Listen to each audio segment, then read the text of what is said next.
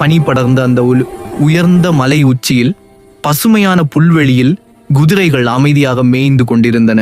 அங்கே தண்டர் என்ற கம்பீரமான பெரிய குதிரையும் சுட்கி என்ற உருவத்தில் மிகச்சிறிய குதிரையும் இருந்தன. மாலை நேரம் நெருங்கியதும் தண்ணீர் குடிப்பதற்காக அந்த மந்தைய மலையிலிருந்து கீழே இறங்கத் தொடங்கியது.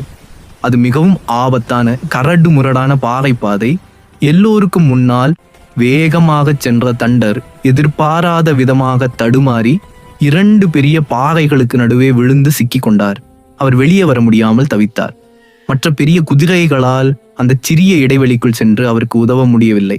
அப்போதுதான் பயந்து ஓரமாக நின்றிருந்த குட்டியான சுட்கி தைரியத்தை வரவழைத்து கொண்டு கீழே இறங்கி வந்தாள்.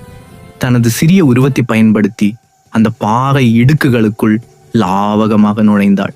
தன் முழு பலத்தையும் திரட்டி தண்டரை தள்ள அவர் பாறையிலிருந்து விடுவிக்கப்பட்டார். உருவம் முக்கியமல்ல, ஆபத்தில் உதவும் தைரியமே முக்கியம். உருவம் கண்டு யாரையும் குறைவாக எடை போடக்கூடாது.